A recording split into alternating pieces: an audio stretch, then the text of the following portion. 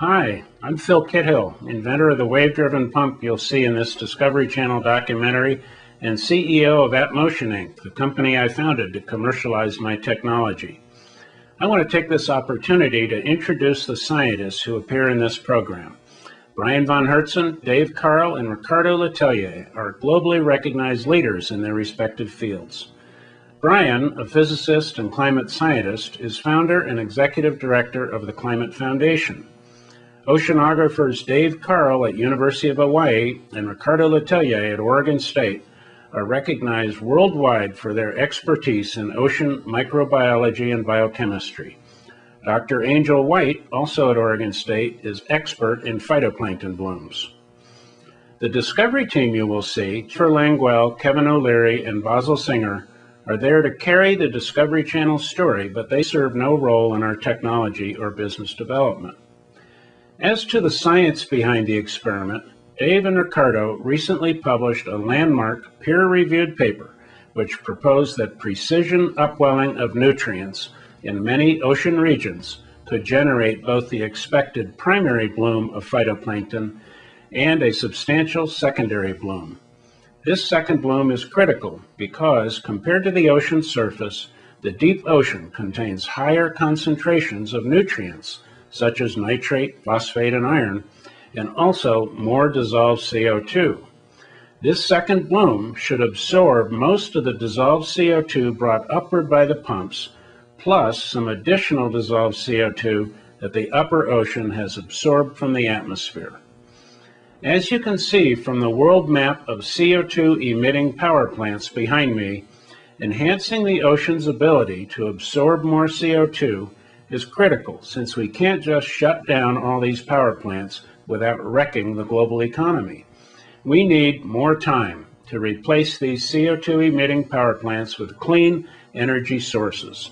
And this transition time can be gained if we use the tremendous capability of the ocean to absorb more CO2 from the atmosphere.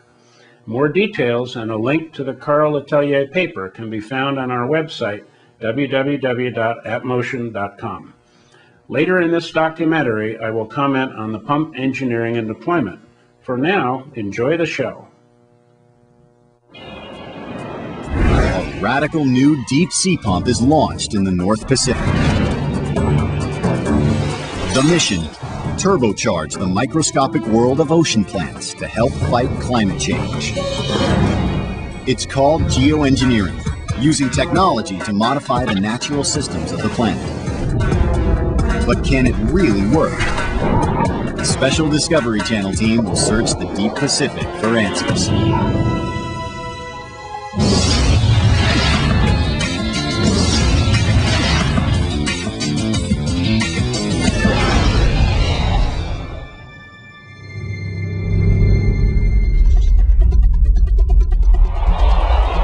The oceans absorb nearly half of the world's excess carbon emissions. This is how. Phytoplankton, microscopic plants. A cup of seawater holds nearly 250 million of them. Phytoplankton thrive on ocean nutrients, and like all plants, absorb carbon dioxide to live.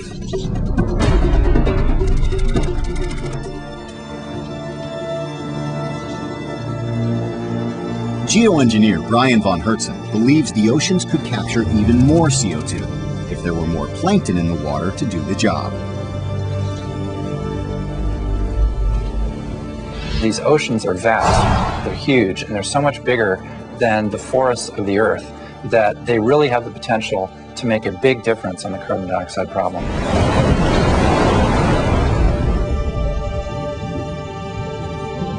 When ocean nutrients are abundant, plankton populations can explode into blooms so vast, they're visible from space.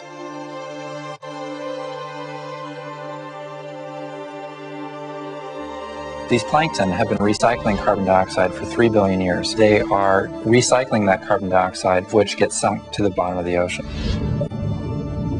To metabolize ocean nutrients, plankton must take in carbon dioxide. When they die, masses of them sink all the way down to the deep seabed, carrying trapped carbon from our atmosphere along with them.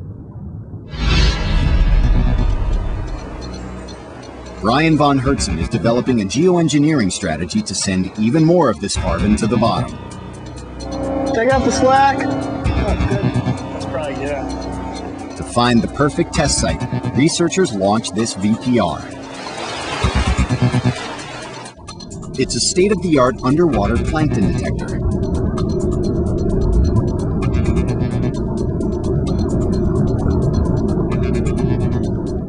Brian wants to find a part of the ocean where plankton populations are lowest. It's these barren areas that offer scientists some of the best opportunities to stimulate new plankton growth. Seawater density, the blue area is the warm. There's hardly anything out here. I mean, it's like an aquatic desert. Exactly. That's why there's so few coming up on the screen. Plankton thrive when nutrient-rich waters from the deep ocean circulate up to the surface. But in this part of the North Pacific, normal patterns of water circulation prevent nutrient layers from mixing with surface waters. And that keeps plankton populations down. You can see on the screen here, there's very few plankton coming in. Von Hertzen's plan is radical and controversial. He believes if a way were found to bring nutrient-rich waters up from the deep to fertilize the ocean's surface, vast blooms of plankton would form. These blooms would absorb more excess CO2 from the atmosphere to strike a blow against global warming. Being able to absolutely eliminate those carbon dioxide emissions would be an incredible goal to achieve. Okay, this is the tense part. To move the theory forward, Brian's made contact with two of the world's foremost oceanographers. Dave Carl and Ricardo Letelier have devoted their careers to studying how oceans and plankton work. Carl and Letelier believe the key to making plankton grow is to move nutrient-rich waters up from the deep ocean to the surface. This water is fertilizer. This is the nutrient that will make the ocean green if we could only find a way to get it up there. So if we can deliver this water up to the surface, we could effectively make a food delivery service for the plankton. Carl and Letelier have developed a technique that could boost plankton growth. Their idea is to lift the deeper nutrient-rich seawater up to the surface artificially with seagoing pumps. The pump rig begins with high-strength ocean-going buoys. Hanging off them are tubes made of high-strength plastic. 1,000 feet long, they reach all the way down into nutrient